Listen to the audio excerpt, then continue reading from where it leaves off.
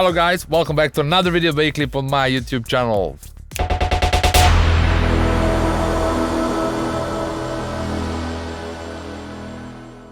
So I wasn't lazy, I was curious, wanted to check how much I have recorded and put it so far on the YouTube, and I calculated 1265 minutes, which makes it 21 hours of material for something more than a year on the YouTube channel. Whoa, nice, but I believe it's gonna be much more to go. Anyway, so 21 hours plus the course Psychedelic Tips Vol 1 plus 4 hours, which is 25, and Psychedelic Tips Vol 2 plus 10 hours. So 35 hours of educated material so far made by me. Awesome! So in this video I wanted to talk a little bit about I mentioned this 35 hours because by making these 35 hours and also working with some people one-on-one, which I also spent maybe, I don't know, 100 hours in total, and what I'm gathering, your feedback that I'm getting back is really important to me from reason when you know something to do, you are not able to remember what was the state of mind and what was your view on that particular problem when you didn't know it. And the questions I'm getting back from you after I make some videos, I understand much better and start remembering what was my point on that view from that time. You guys who are following from the beginning, you're probably also seeing that there's also a change in my teachings as well. One of the most important things that happened to me when I bought the SM9 speakers, Focal SM9s, I'm saying this because someone already asked me yesterday or day before about what monitors I have. But I'm gonna talk about equipment a lot in my next course. Generally, the idea then and the whole approach of the new course that I got is really awesome. I had a desire to start to talk about the things in the new course of the things that I didn't spoke in Psychedelic Tips Vol 2, as Psychedelic Tips Vol 2 is just 10 hours of making a one track, and I think I was really lucky to capture the moment of making that track. And that was the moment that I got from the God or the universe as a reward for making such an effort for that. I know about that, but there is a lot of things not being said. As Psychedelic Tips is a perfect example of how does it look to make one track from the beginning till the end, making all the samples, the bass line, etc. So the full process. But this is only one track, and for each track there are certain approach, certain decision making, etc.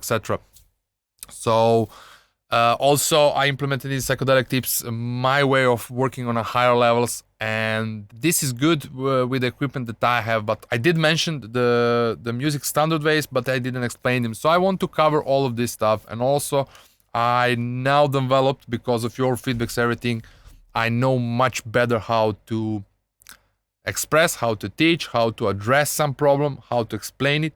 And also I have developed, because since I started doing this, first thing in the morning I usually go for a walk, and in these longer walks I usually start thinking a lot about the videos, about the educational stuff, and I had a lot of pieces thrown out, a lot of ideas came, but after I finished that walk and started doing some other things, I just forget about it.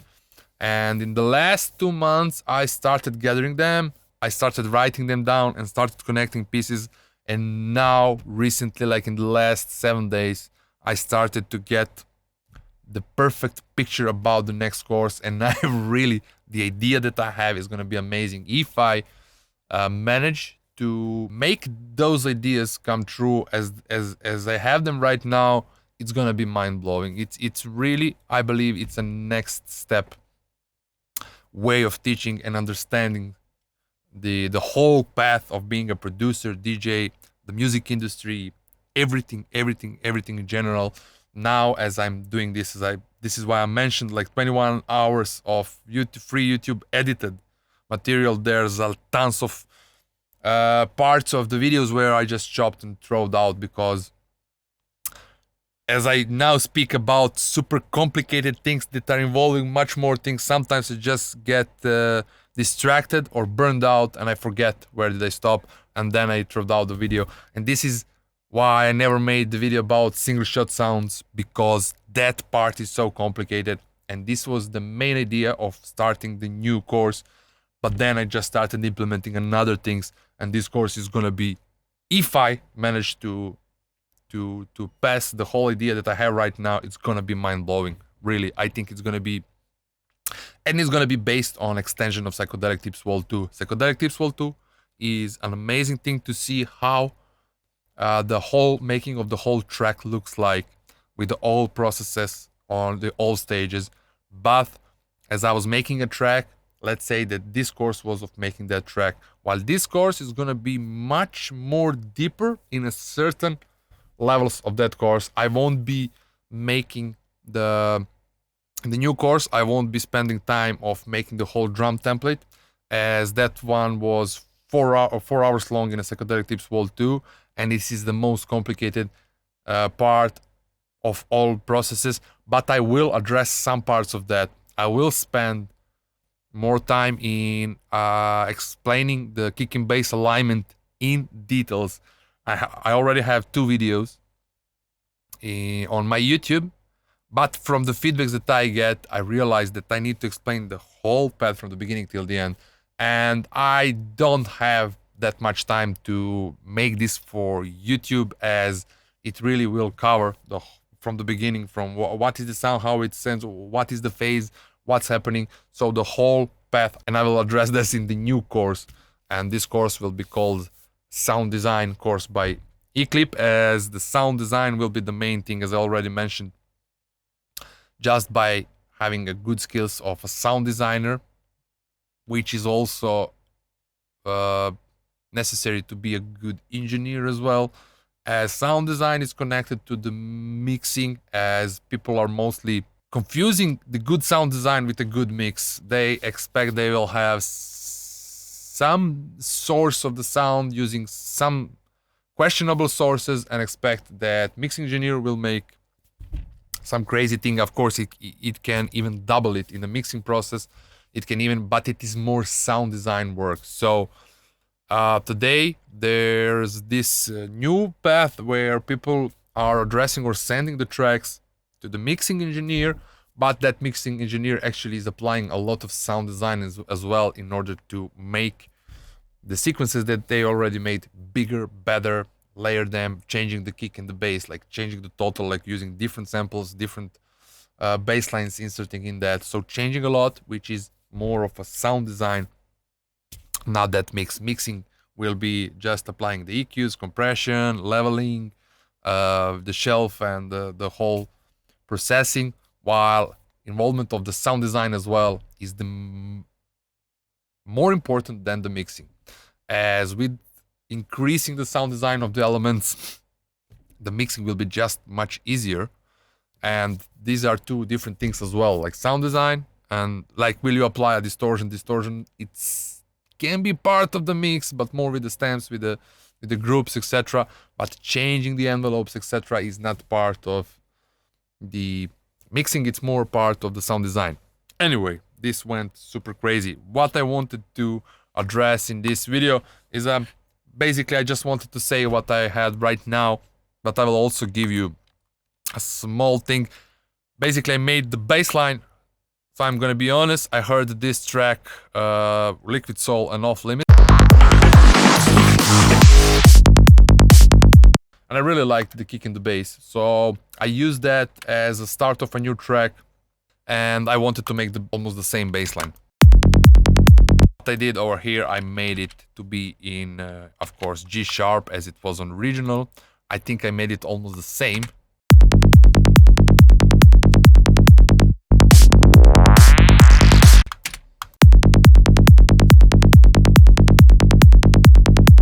Yeah, something like this. But then I decided, because G sharp, I really do not like that key for some reason.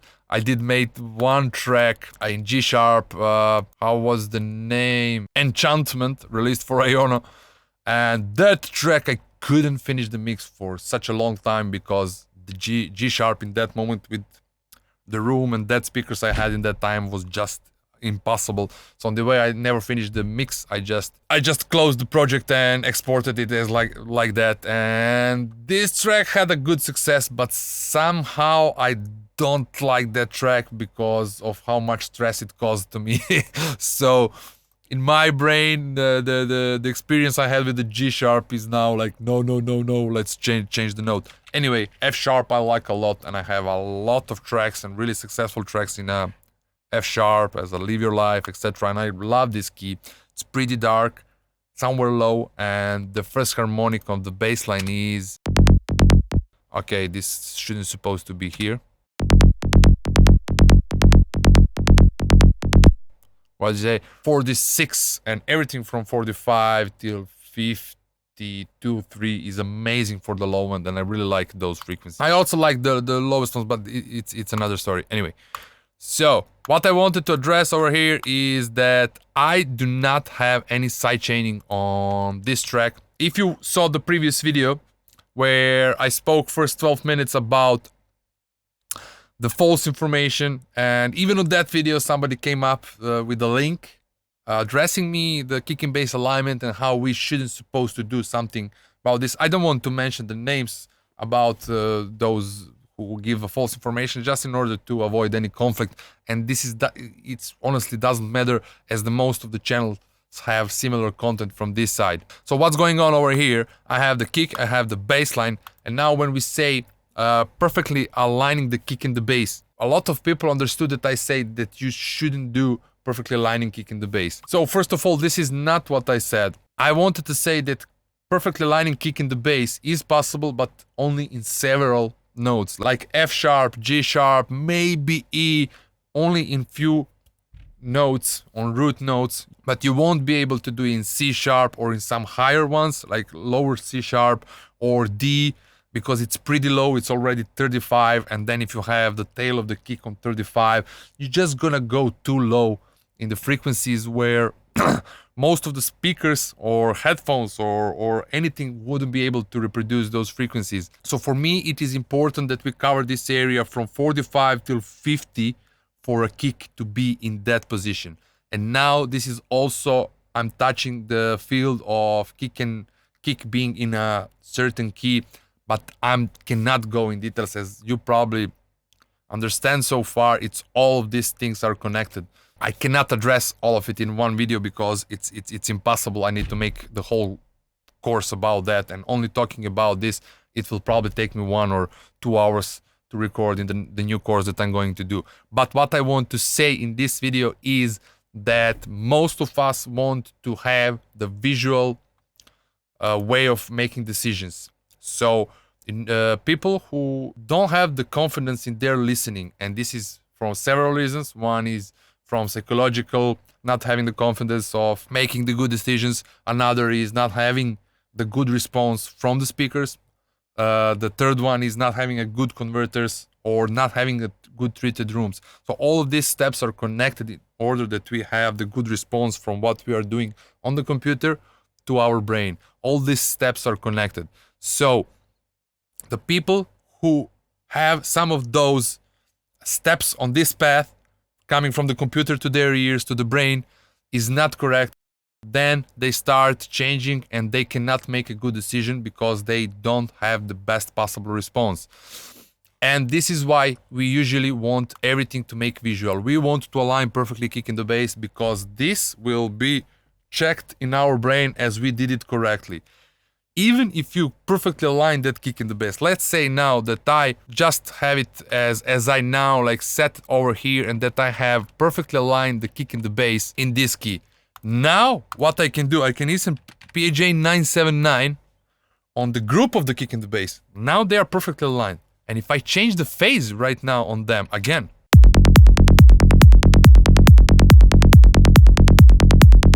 they are changing as well. They are still perfectly aligned, but on each of this phase position, they sound different. So where are you gonna set this position then? this is the moment where you need to make a decision by listening. Like on the best sounding spot, it's gonna say. But in order that you hear well, you need to have a perfectly good, treated room, etc., etc.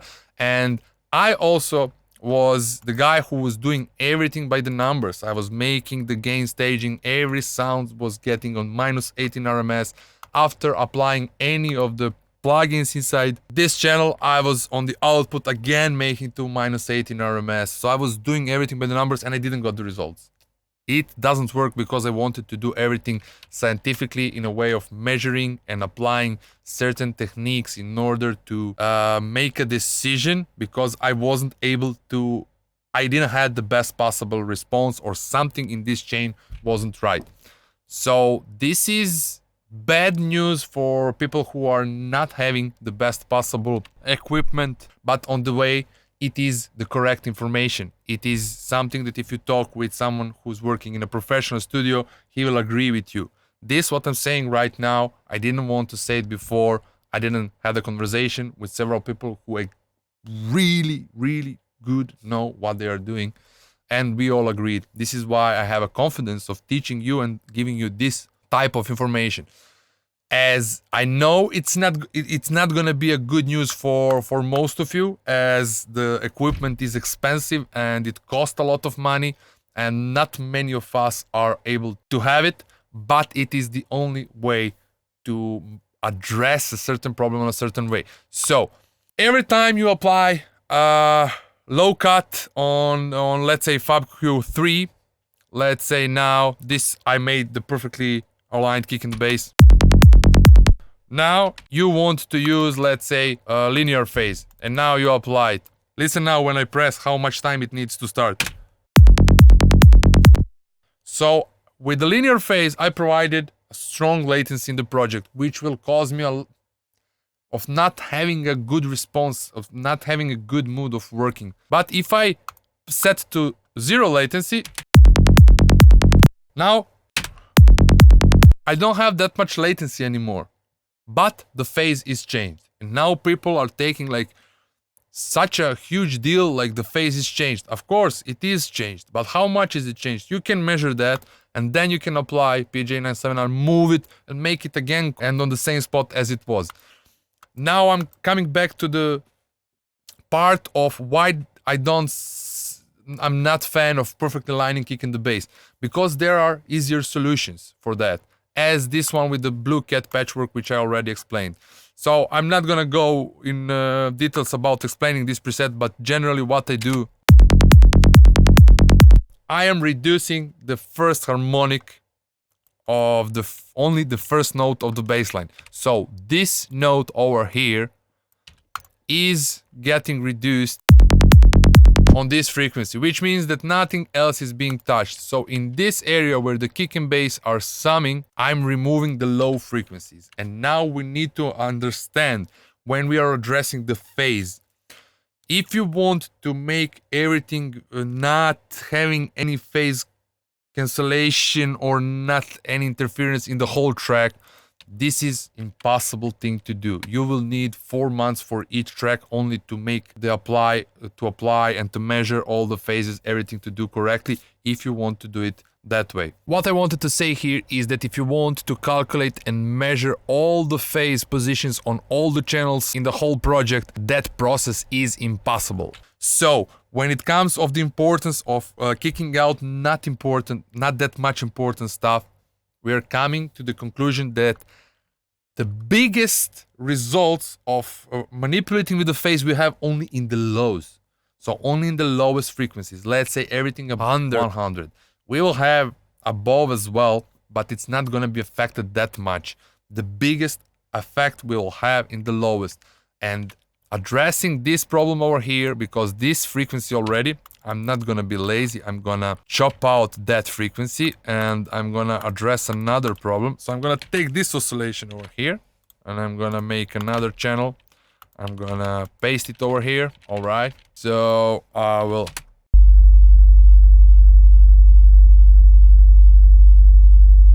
So this is around 50. Okay, so this is around 50. And this, if we apply another duplicate, And if I will insert PJ979.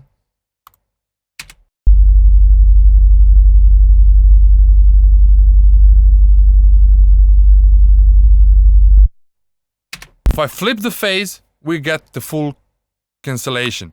And if I keep it that flipped,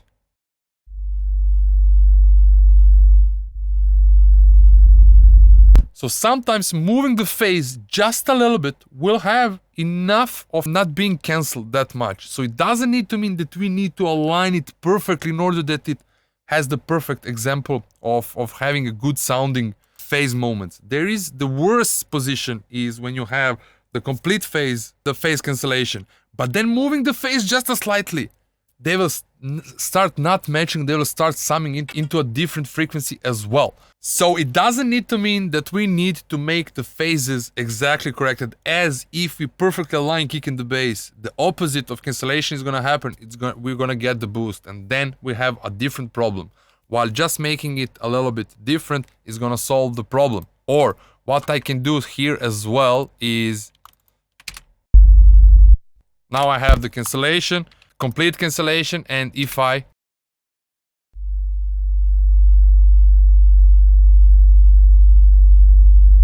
remove just this, this is not a good example because this is a sine wave and it doesn't have more harmonics anyway. You'll get the similar results. So just by reducing these lows, and we don't have this problem anymore in the lowest ones, and that's, for me, it's enough. It's not perfect, but the perfect solution doesn't exist when it comes to this problem, at least not in my knowledge. So when it comes for addressing the kick and bass alignment, the easiest solution for me is that I set the bassline in the best sounding position and to keep it right there, and to have the kick in the best sounding position, keep it right there, and then to have just this in this area where is the first note of the bassline to reduce this first harmonic, and then kick will have the full punch on these lowest frequencies, while the bassline won't have this full punch. When the kick stops, the bassline will come up with these frequencies in the lowest ones, and I'm gonna solve the problem, and I will have the amazing sounding kick in the bass in their best sounding phase positions. And that's all. I really hope that in one point we're gonna put a stop on this topic, as it was, I know it's gonna probably won't match with your understanding so far, but on the end I'm also trying to express only from my experience and what works easiest for me, and to explain why. Of course, will you apply that or not? There's no correct way, there is no right way. And this is actually what I want to tell you, there is no right way, and people who are telling you that you should make perfectly lying kick in the bass are lying to you, because this is not possible for so many reasons. Now, which way is gonna suit you the best is totally up to you, and there's several techniques. This is my favorite, but this is for rolling bassline. This one cannot apply for the glide basslines. When it comes for the glide basslines, I will apply this compression of the lows every time on the side chaining. When the kick punches, I will compress some of the lowest frequencies, and I'm gonna solve the problem that way. One important thing is that you shouldn't use the multibands on the envelope shaper, because that way it's gonna change the phase as it moves, and this is not the smartest solution. And also, do not use the low cuts. Low cuts will change the phase the most, but use some of the ducking and you can change the kick and bass alignment. 1 and 2 videos on my YouTube channel.